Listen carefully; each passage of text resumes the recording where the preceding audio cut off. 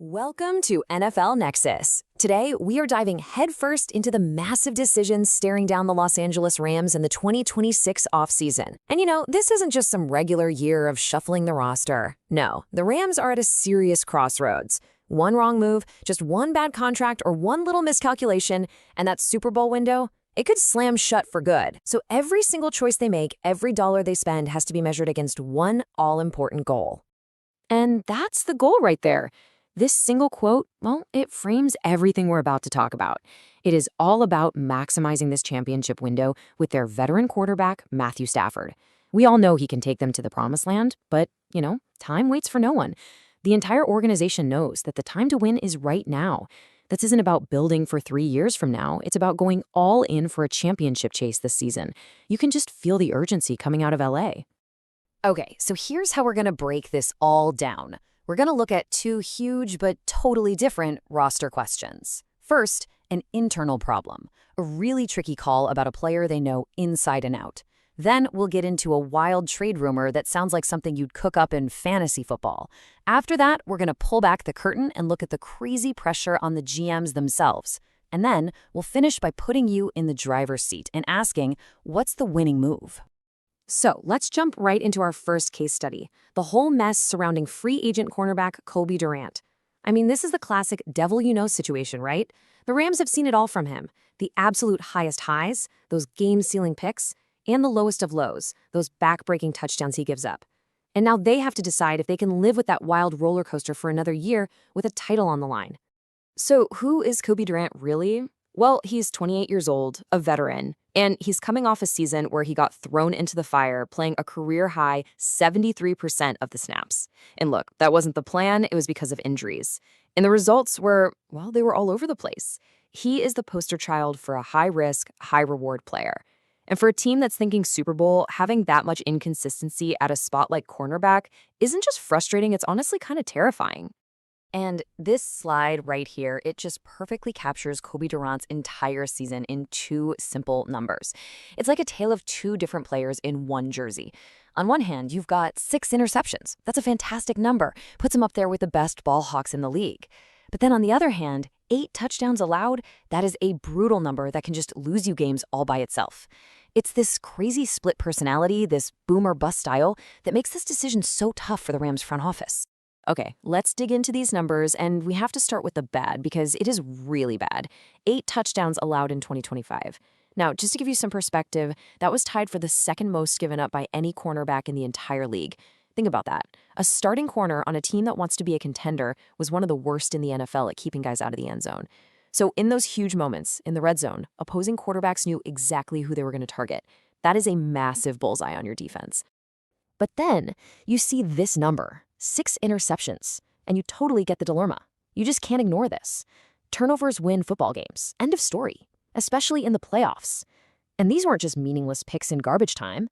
The source material points out that 2 of these interceptions were absolutely clutch in locking up their divisional round win against the Bears. So he doesn't just make plays, he makes them on the biggest stages. This is the boom that keeps him in the conversation. And this number right here, this explains everything. It tells you why he gets so many chances for both amazing plays and terrible mistakes. He was targeted 92 times last season. That made him one of the most targeted corners in the entire NFL. So QBs weren't afraid of him. They were actively scheming to go right at him. They saw something on film they thought they could exploit. It's that classic double-edged sword. More targets means more chances to get a pick, sure, but it also means more chances to get totally burned. So what happens when you get targeted 92 times? Well, you give up 643 receiving yards. That was the 11th most in the league. So when you put all these pieces together, the high number of targets, the high yardage, and that sky-high touchdown count, you get a really clear picture. Yeah, the big splash plays are awesome, but that down-to-down consistency, the thing you absolutely need from a reliable corner, it just wasn't there. So it all comes down to this. What do the Rams do?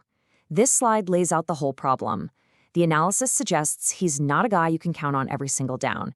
His best role is as a rotational, zone-only player where you can kind of hide his weaknesses. The reason to keep him? Simple. Those 6 turnovers are game changers. The reason to let him walk? Just as simple. Those 8 touchdowns are game losers. And then there's the cash. 2 years, $9.5 million. That's not chump change for a guy you can't completely trust. So is the big play potential worth the price and all the headaches? All right, let's switch gears in a huge way. We're going from a gritty, real-world decision about a player they know all too well to a massive, league-shaking rumor that feels like it was cooked up in a lab. The idea of the Rams actually trading for Colts quarterback Anthony Richardson. This is the ultimate grass is always greener fantasy, a superstar pipe dream that has everybody talking. I mean, you gotta admit, the idea is pretty tempting. Anthony Richardson might be one of the most gifted athletes to ever play the quarterback position. And the thought of pairing that kind of raw generational talent with an offensive genius like Sean McVay, it's the stuff of dreams. McVay's won with guys like Jared Goff and Matthew Stafford, who are more traditional pocket passers. He has never had a weapon with Richardson's elite ability to run and throw. It could unlock a whole new, maybe unstoppable part of the Rams' offense. But how realistic is any of this? Well, according to Connor Orr over at Sports Illustrated, this trade is almost certainly just a fantasy. And here's why. Historically, teams just don't trade top 5 quarterbacks this early unless something has gone horribly wrong. You just don't give up on that kind of talent. And in this case, there are a bunch of roadblocks. The Colts coach, Shane Steichen, already built his whole offense for Richardson. And that old idea of the QB whisperer coach who can fix anyone? Yeah, GMs have seen that fail too many times.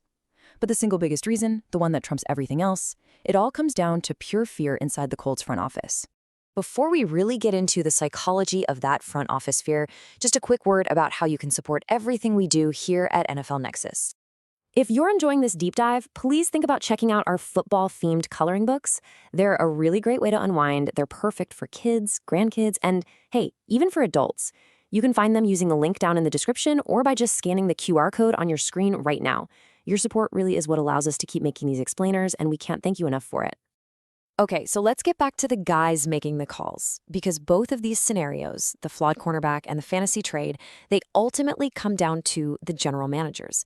It's about the philosophies and the pressures facing Les Snead in LA and Chris Ballard in Indianapolis. Their own job security and their past decisions are going to dictate these moves more than just about anything else. Let's start with the Rams GM, Les Snead, and just look at his history with cornerbacks. In his entire time as general manager, we're talking over a decade. How many cornerbacks has he actually given a second multi-year contract to? Are you ready for this number? It's 2. Just 2 guys. Jalen Ramsey, who's a future Hall of Famer, and a solid role player, Troy Hill. That's it. That's the entire list. And look, this paints a crystal clear picture of the Rams' philosophy. This is not a coincidence. It's how they do business. Les Snead's front office believes in spending big money on the cornerstones, your quarterback, your pass rushers, your star receivers, while they build the secondary with draft picks and short-term vets. They simply do not invest big, long-term money at the cornerback position unless the guy is a truly special talent. So given that clear history, the odds of them breaking that rule for a roller coaster player like Cobie Durant are practically 0. Now, let's flip over to the pressure on the Colts GM, Chris Ballard, because this is where that human element of fear just takes over. This quote from Connor Orr really gets to the absolute core of why the Richardson trade is a non-starter. Ballard's job is on the line. He's had a few tough seasons, and he absolutely cannot afford a mistake that blows up the franchise. And trading away a quarterback with Richardson's potential, well, that is a career-ending move if it blows up in your face. And this isn't just some abstract fear. Ballard has seen this exact thing happen. Just look at this cautionary tale. The Vikings' former GM, Kwesi Adofo-Mensah, he let Sam Darnold walk so he could go with his young draft pick. Well, what happened? Darnold went somewhere else and won a Super Bowl, and Adofo-Mensah got fired. That is a GM's absolute worst nightmare, and you better believe it's fresh in the mind of every GM in the league. There's just no way Chris Ballard is going to risk being the next guy in that story by trading a potential superstar QB to an offensive genius like Sean McVay. It would be professional suicide.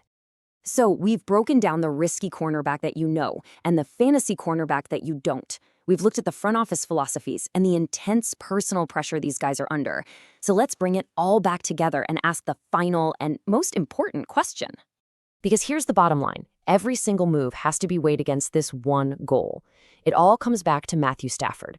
Does re-signing Cobie Durant, with all his boomer-bust plays, put a Super Bowl run in more danger than his big plays help it? Is the whole fantasy of getting Anthony Richardson just a dangerous distraction from the very real, immediate job of building the best possible team around number 9 for right now, this season? So now, I'm putting you in the hot seat. You're the GM. What do?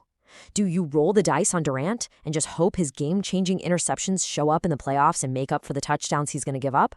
Or do you just let him walk, save the money, and try to find a more stable, less exciting guy who won't be such a liability?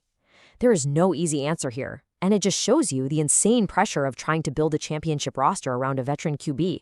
So what do you think? What's the right move for the Rams? Do they pay Cobie Durant? Let us know what you would do down in the comments.